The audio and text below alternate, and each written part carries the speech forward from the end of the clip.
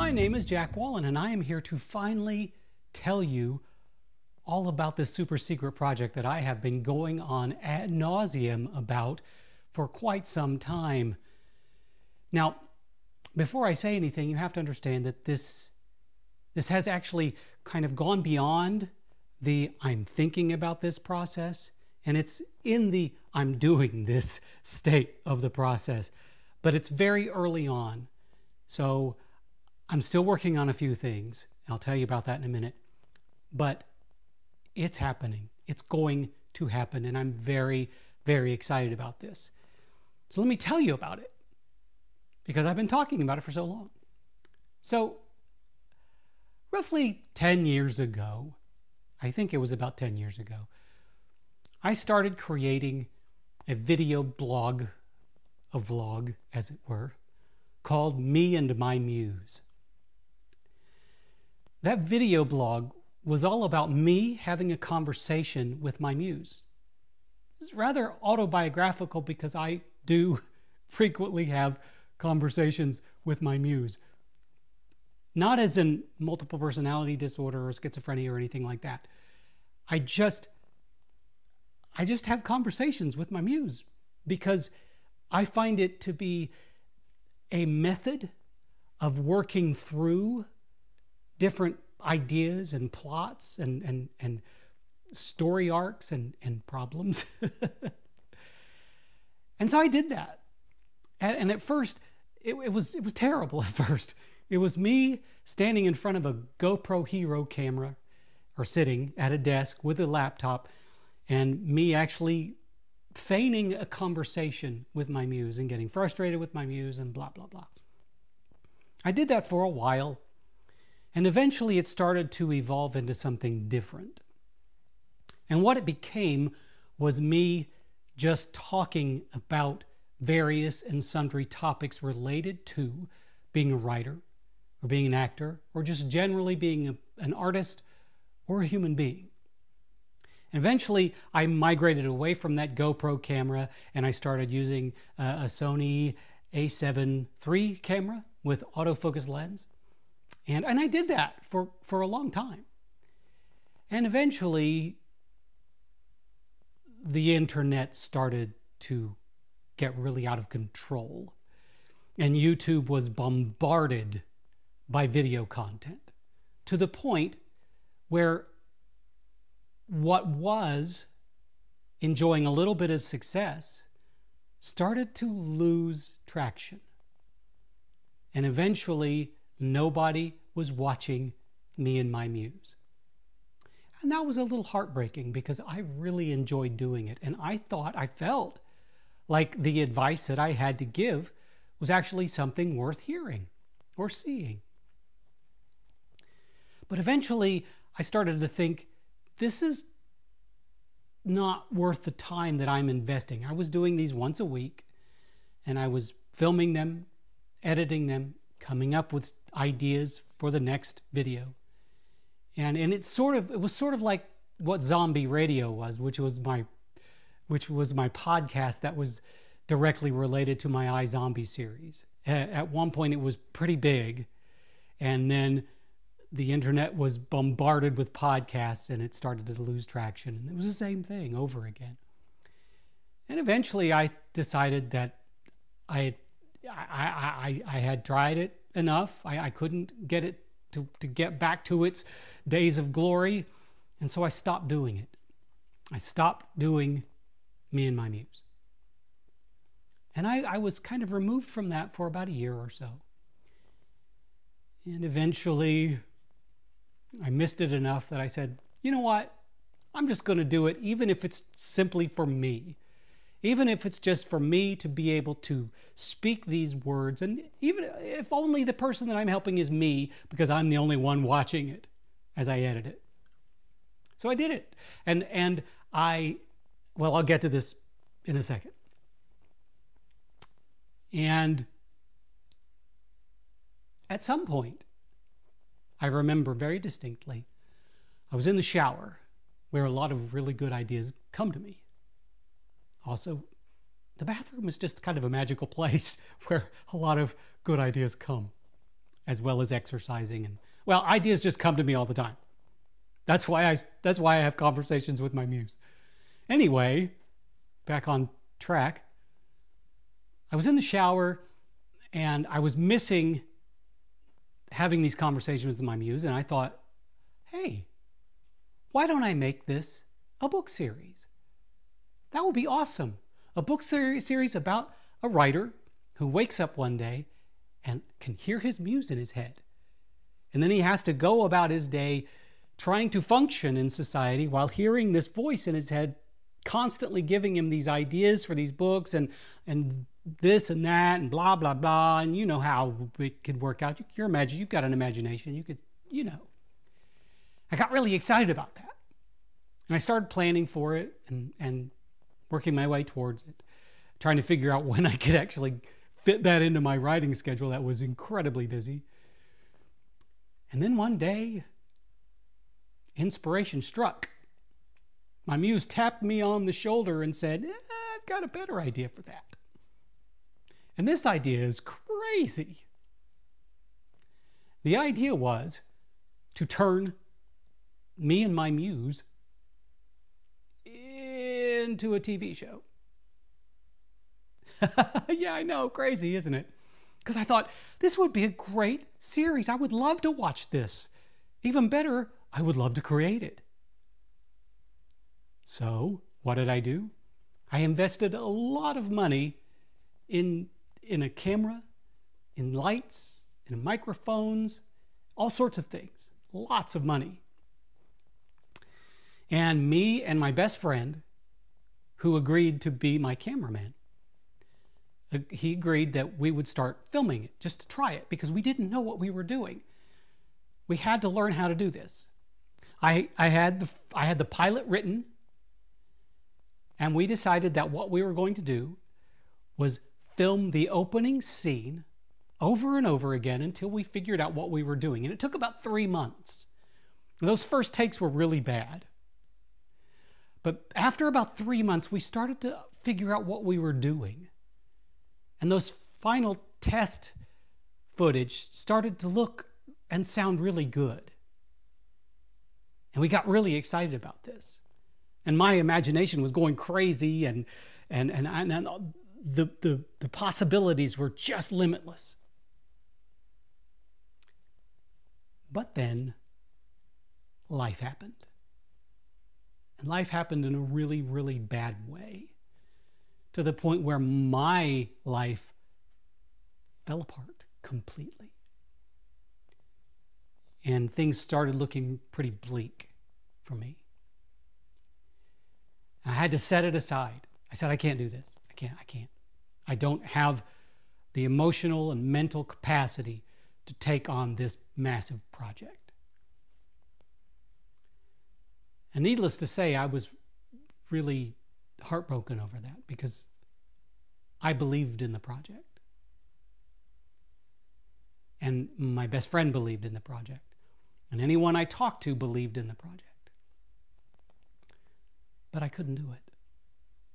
It was just, life itself had become too hard. So, where am I now? What's going on with this project?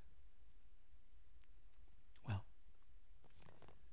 one day about 2 months ago, I was down on the treadmill, once again, where a lot of great ideas happen. I was running, and I was watching episodes of The West Wing, which is a great, great series. One of the best. And I remembered, while I was watching this, that they filmed an episode of The West Wing on a stage. After the show had come to its natural conclusion, they filmed another episode. It was an episode that they had already filmed. They did it. And it was beautiful. It was very well done. And when that popped into my head, I immediately thought, why isn't there serialized theater? And then the wheels started cranking. And if you know me very well, you know that my creative wheels spin very, very fast, sometimes out of control. And I immediately started wondering, well, what could I do to create serialized theater? And I started thinking about different plots and storylines and characters and all of this.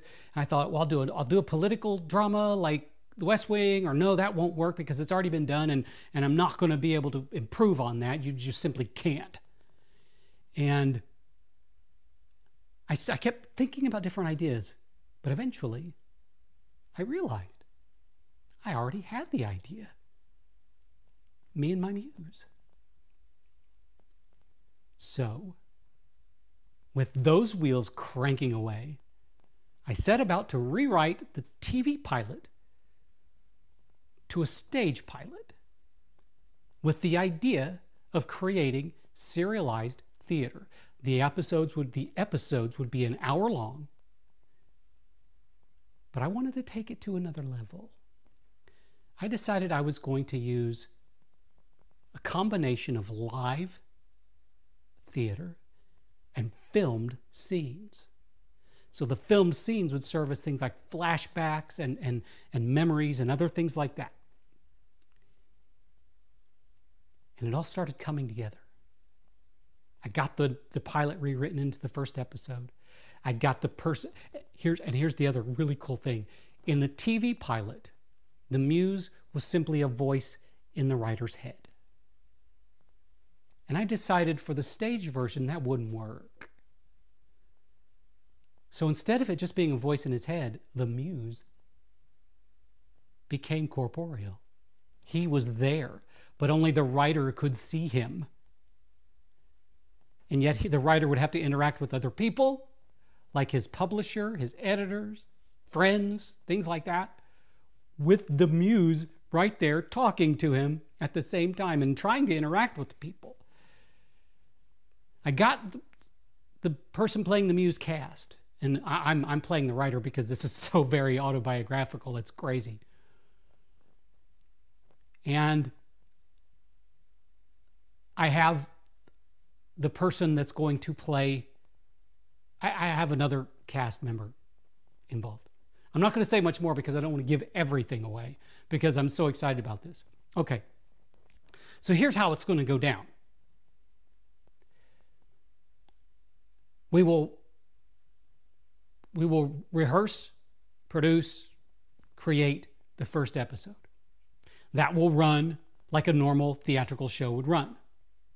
After that show closes, we then go back and film the entire thing. And then I'll edit the film together, editing what would be shown on the stage as film flashbacks that will go into the edited version. So it will look essentially like a TV episode. That episode, after the first episode closes, the filmed version will be made available so that when the second episode comes around, those that saw the first episode can revisit it so they can remember what was going on, and those that couldn't see it can view it. People in different countries or whatever. So everybody will be able to see it. And we will do that for a full season. So like 10 episodes. Now, I know it sounds absolutely jaw-droppingly crazy. And the scary part is that me and the person playing the muse are going to have to memorize a whole lot, which means that those episodes can't run like once a week, because that would be insane, because we're not doing this full time, because we all have other things we have to do. So I don't know what the schedule is going to be. I don't know when it's going to start. I do know this. I have approached 2 theaters to become the home of this project.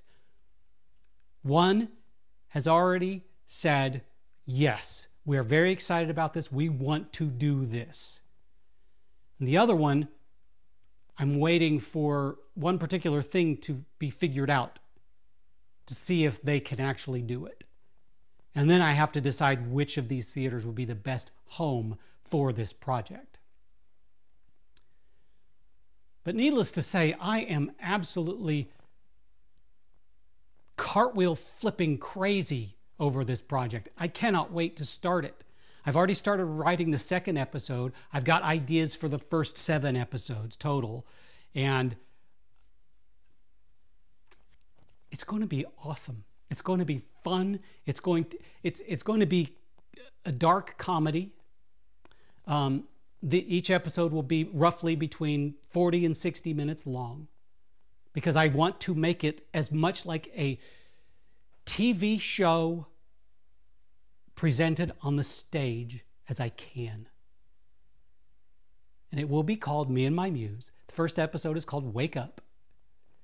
And this is thrilling, because I don't believe anything like this has ever been done. And if I can make it happen the way it looks in my head, then we're going to have something very special on our hands. And I hope you hearing my description of what this project is gets you as excited as it does me. I know that you can't see it in your head like I can. And if you could, I think you would be flipping cartwheels as much as I am about this. I firmly believe that this could be the next evolution of theater. And I think it's something that theater communities around the country, maybe around the world, need. Because we need to be able to bring in new audience members that wouldn't otherwise go to the theater. And the idea of seeing something essentially like you're going to see a live filmed production of a TV show, but make it really live and make it this hybrid between theater and television, I think will draw people in. Now, I also hope that someone else doesn't jump on my idea and try to get it done before I do.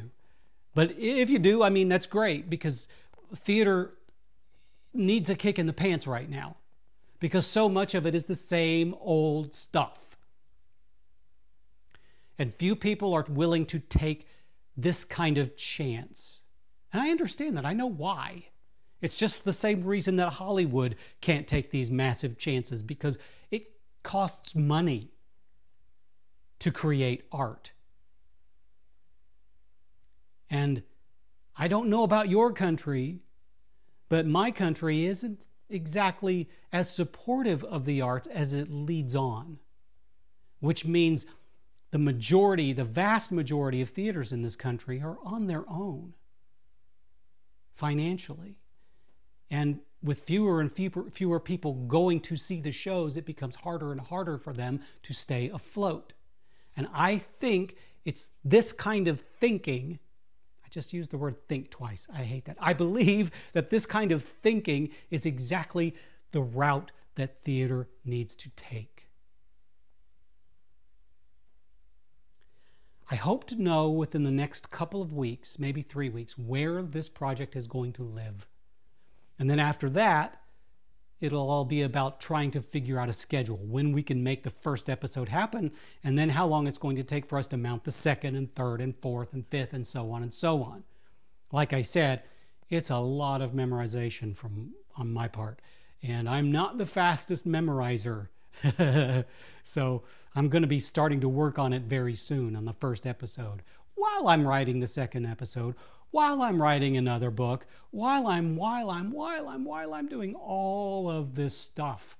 But it's all creative, it feeds my soul, and it makes me complete.